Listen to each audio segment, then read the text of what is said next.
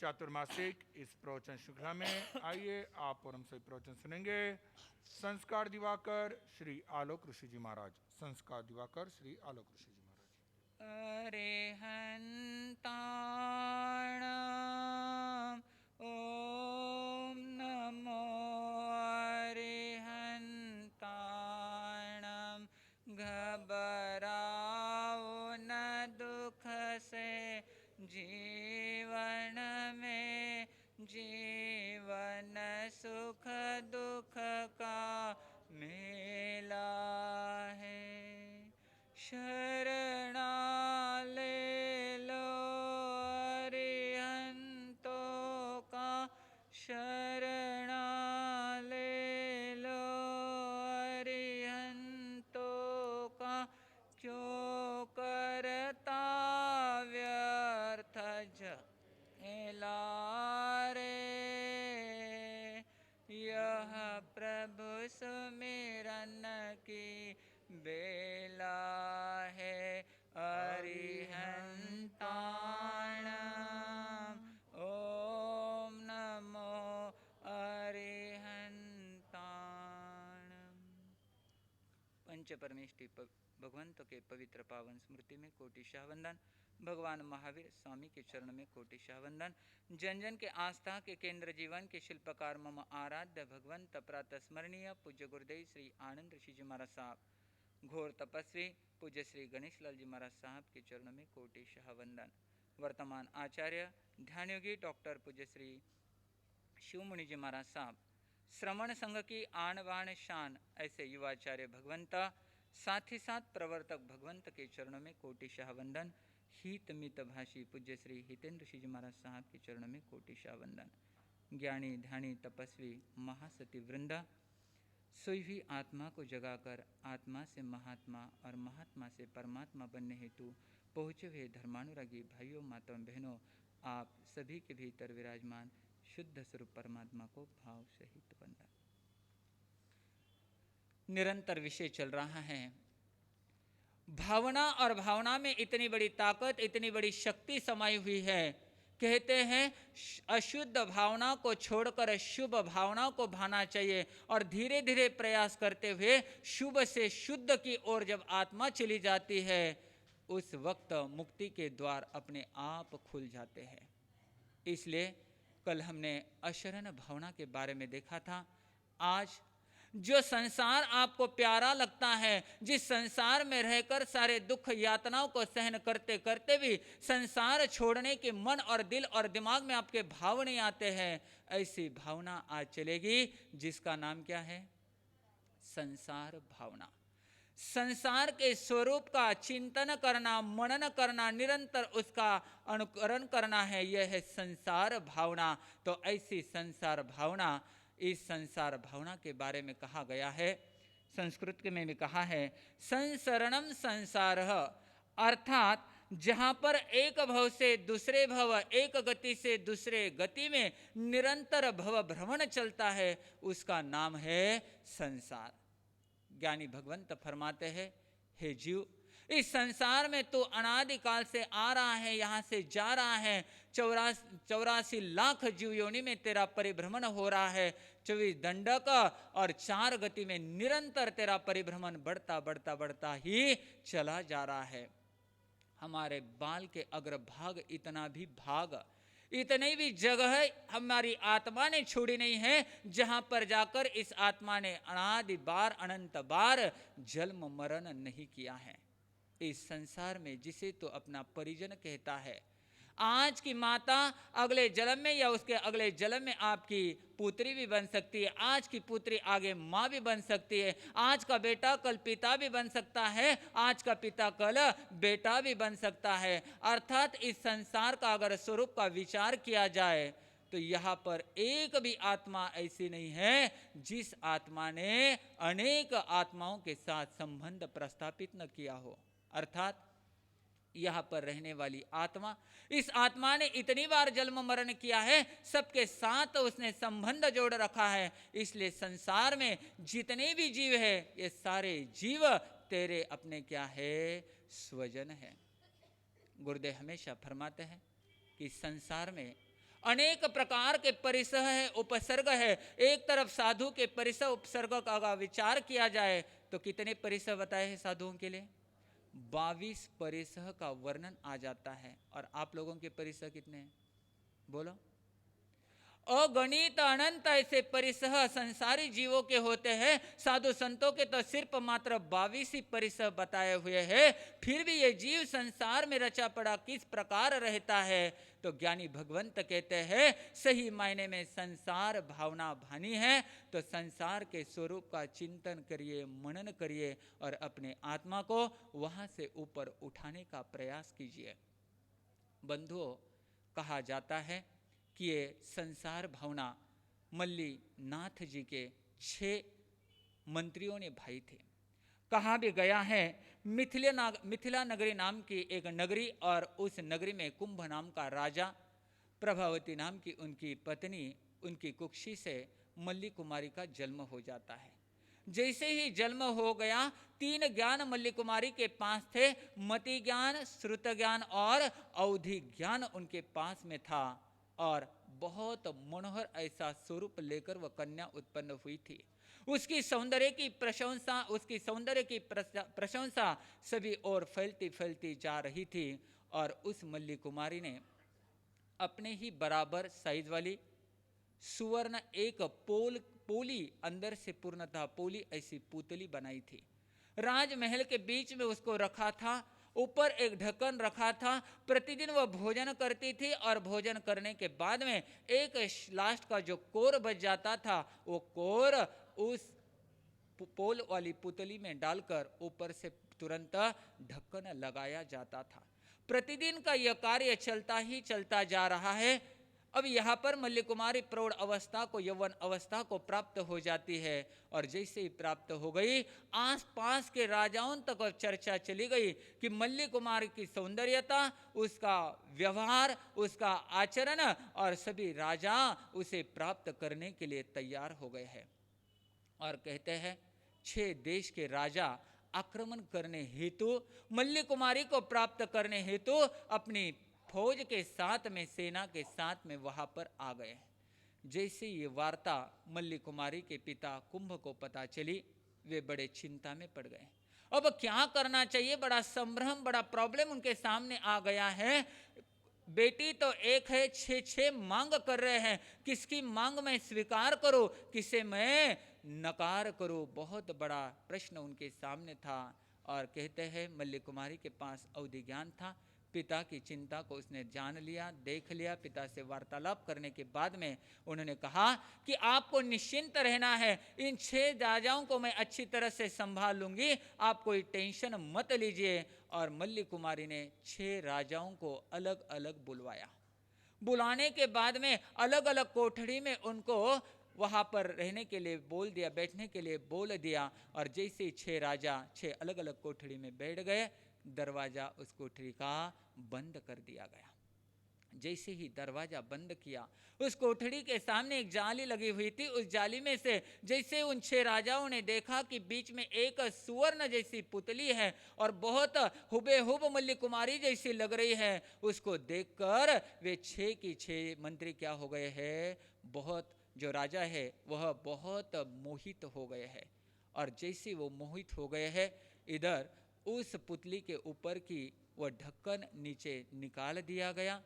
और प्रतिदिन भोजन के द्वारा वो भोजन इतना सड़ा हुआ था, इतना बदबू मार रहा था। जैसे वो बदबू बाहर आ गई, सभी राजा बड़े घबरा उठे। ये कितनी बड़ी दुर्गंध है, यहाँ पर रहना भी हमें असह्य हो रहा है।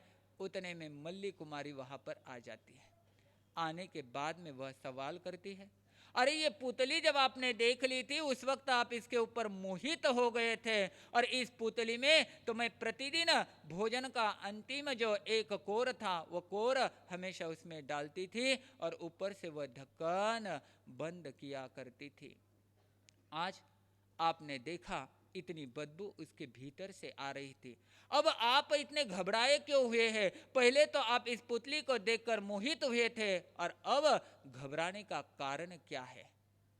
फिर मल्ली कुमारी ने कहा, यह हमारा शरीर भी कैसा है, ये हमारा शरीर रक्त, हाड़, मज्जा आदि से बना हुआ ये शरीर है। और इस शरीर में आज तक मैंने उसमें तो पुतली में एक एक कोर मैंने डाली है, लेकिन इस शरीर रूपी पोतली में इसमें तो कितना कितना अनाज गया है, तो ये कितना दुर्गंधमय बना हुआ है। और इस शरीर के ऊपर आप मोहित होते हो। ये शरीर यह अशुचि का भंडार है।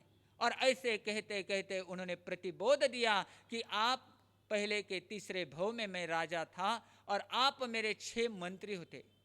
उस वक्त भावना बढ़ गई और 6 दीक्षा लेने का फाइनल हो गया। उस वक्त मैंने धर्म कार्य में कपट किया, इसलिए श्री योनि में आकर मुझे उत्पन्न होना पड़ा।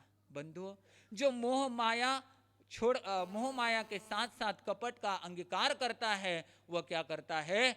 एक तो श्री गति का या तिरंच गति का क्या कर लेता है? बंध कर लेता है। तो यहाँ पर मल्ली कुमारी ने बता दिया, मैं तो श्री यहाँ पर श्री बनकर आई हूँ, लेकिन ध्यान रखना है, याद करो उस वक्त हम 6 ने दीक्षा, 6 प्लस मल्ली कुमारी 7 ने दीक्षा ली थी। और उस वक्त हमारा वहाँ पर काल होकर अलग अलग गति में जाकर हम यहाँ पर आए हुए हैं। थोड़ा सा उसको याद करो। और जैसे जैसे प्रतिबोध देती गई मल्ली कुमारी, जाति स्मरण ज्ञान हो गया। और जाति स्मरण ज्ञान जैसे ही हो गया, वहाँ पर वे आत्मा भी जागृत हो जाती है। वे 6 की 6 मल्ली कुमारी तो दीक्षा लेने के लिए तत्पर ही थी, साथ ही साथ 6 देशों के राजा ने भी मल्ली कुमारी के साथ में दीक्षा ले ली। आए थे मल्ली कुमारी को प्राप्त करने के लिए, आए थे संसार बढ़ाने के लिए। लेकिन जैसे ही प्रतिबोध मिल गया है, जाति स्मरण ज्ञान हो गया है, तो उसी वक्त जीवन की दिशा और दशा बदल गई। दीक्षा लेकर मल्ली कुमारी विचरण करते करते, ज्ञान दर्शन चारित्र की अभिवृद्धि करते करते उन्होंने मोक्ष मंजिल को प्राप्त कर लिया है। कैवल्य को प्राप्त कर कर अपनी आत्मा को सिद्ध बुद्ध उन्होंने बना लिया है। कहने का मतलब, ये जो संसार है, ये संसार बड़ा विचित्र है। ज्ञानी भगवंत कहते हैं, मोह माया का जाल ये संसार है, दुख का अगाध समुंदर ये संसार है। और ये संसार स्वप्न के जैसा है, इसकी कोई गारंटी और वारंटी नहीं है। इसलिए ज्ञानी भगवंत फरमाते हैं, संसार रूपी भावना का चिंतन करिए, मनन करिए। कवि ने भी कहा है, नहीं तन तेरा नहीं धन तेरा, मात पिता परिवार रे, इस रंग रंगेली दुनिया में, इस रंग रंगेली। ये हमारा शरीर, ऊपर की चमड़ी अगर हटाई जाए तो देखना शरीर का अपना अस्तित्व क्या है। उस शरीर के प्रति देखने की किसी की भी इच्छा नहीं होगी। असुचि का ये भंडार हमारा शरीर है। इसलिए इस शरीर के प्रति मोह आसक्ति को कम करते करते संसार का सारा कुछ देख लिया है। लेकिन आचार्य भगवंत कहते हैं कि संसार में रहकर भी जो आत्मा संसार से अलिप्त रहने का प्रयास करती है, वो अलिप्त रहना भी कैसा? जैसे कमल का फूल कीचड़ में रहते हुए भी कीचड़ से ऊपर रहता है, ऐसी आत्मा भी अगर संसार में रहकर संसार से अलिप्त रहने का प्रयास करेगी, पापों से बचने की कला सीखेगी। और पापों से बचना अगर है तो राष्ट्र संत आचार्य भगवंत आनंद ऋषि जी महाराज साहब, जिनका हम जन्म जयंती सप्ताह 9 दिन के द्वारा कार्यक्रमों के द्वारा मनाने जा रहे हैं, तो उस आचार्य भगवंत की एक अनमोल ऐसी धरा है। जैसे भगवत गीता का स्थान हिंदू समाज में होता है, उसी प्रकार हमारे श्रमण संघ में जितने जितने महापुरुष हुए हैं, उनमें आचार्य भगवंत के प्रवचन जिनका संग्रह आता है आनंद प्रवचन के द्वारा, तो जरूर इन 9 दिन कार्यक्रम तो चलेंगे। उसमें एक संकल्प जरूर करना, प्रतिदिन एक आनंद प्रवचन का पन्ना हम जरूर फेरेंगे। जितने भी संत सतिया है, प्रवर्तक भगवंत युवाचार्य भगवंत से मैंने सुना है, करीबन 70 से 80% संत सतिया जिन्होंने अपनी व्याख्यान की शैली प्रारंभ की है, सर्वप्रथम आनंद प्रवचन को पढ़कर, तो ऐसा बहुत सुंदर खजाना आनंद प्रवचन का तो जरूर वो पढ़ने का प्रयास करें। तो यह संसार खारा है, संयम प्यारा है। एक धक्का जोर से, कोई बोलने वाला, क्योंकि पकड़ में आ जाएंगे। तो बंधुओं, ये संसार खारा है और संयम प्यारा है। तो प्रतिदिन हमारे भाव बढ़ते बढ़ते संयम की ओर बढ़े। इन्हीं शुभ मंगल भावों के साथ ओम शांति। आइए अब हम प्रवचन की श्रृंखला में प्रवचन सुनेंगे। गुरु आनंद के ज्येष्ठ शिष्य आनंद कुल कमल दिवाकर, महाराष्ट्र प्रवर्तक पूज्य श्री कुंदन ऋषि जी महाराज साहब, महाराष्ट्र प्रवर्तक पूज्य श्री कुंदन ऋषि जी महाराज साहब।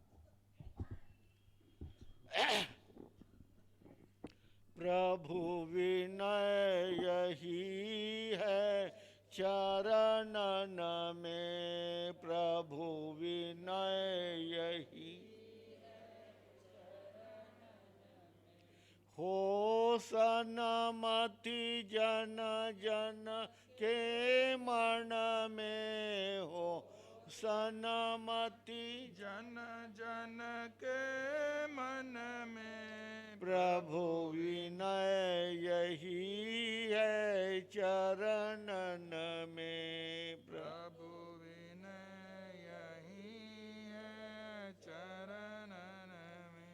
है धर्म सत्य ही जगति का, है धर्म सत्य जगति का, है सार यही प्रभु भक्ति का, है सार यही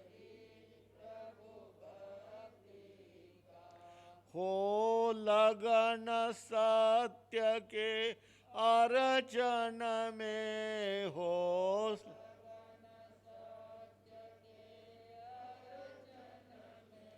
प्रभु विनय यही है चरणन में, प्रभु विनय यही है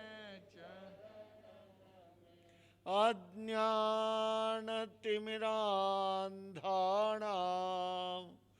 ज्ञानाञ्जन शलाकया चक्षुरुन्मीलितं येन तस्मै श्री गुरवे नमः, तस्मै श्री गुरवे नमः। परम श्रद्धेय महामहिम गुरुदेव के चरणों में वंदन।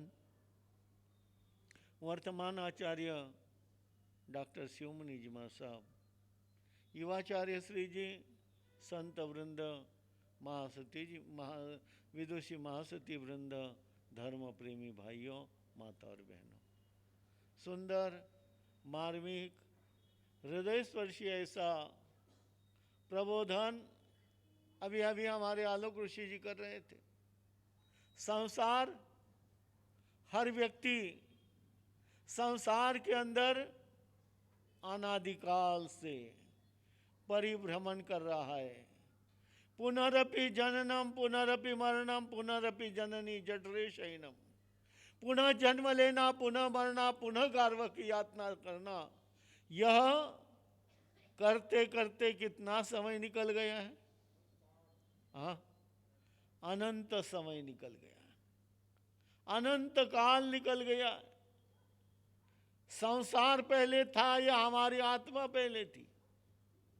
कब से यह हमारा संसार प्रारंभ हुआ है? कभी इसके पर आप लोग चिंतन करते हैं कि हमारी आत्मा पहले थी या संसार पहले था? हाँ, क्या ये कभी हम निकाल सकते हैं?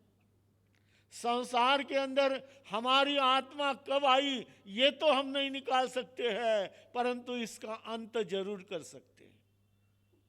अंत करना है या संसार में ही भटकना है? यह यदि मनुष्य चिंतन करने लग जाए, संसार के स्वरूप को जानने लग जाए, गहराई में उसके अंदर चला जाए, तो क्या वह संसार के अंदर पड़ा रहेगा? हाँ, हम कभी ये विचार ही नहीं करते। आसक्ति के अंदर, मोह के अंदर हम पड़े हुए हैं। यह मेरा करते करते कौन से योनि में हमें यह बातें छूटी थी? आप जानते ये 4 संज्ञा आहार, शरीर, इंद्रिय और ये 4 संज्ञा कहाँ हैं, कब से हैं? जब से हमारे आत्मा संसार के अंदर आई है, कौन से भी योनि में गई है, वहां आहार, शरीर, इंद्रिय, यानी 4 संज्ञा आहार पर्याप्ति नहीं, मैं कह 4 संज्ञा परिग्रह संज्ञा, हाँ, आहार, शरीर, इंद्रिय और परिग्रह संज्ञा, ये 4 संज्ञा हमारे साथ में क्या है, अनादिकाल से चली आई है और यहाँ पर भी वही प्राप्त हुआ है। उस योनियों के अंदर हमें समझ नहीं थी, हमें इसके बारे में सोचने के लिए कहीं पर भी ऐसा अवकाश नहीं था। अब यहाँ पर मनुष्य योनि के अंदर आए हैं। किस में आए हैं? मनुष्य योनि में आए हैं। ठीक है,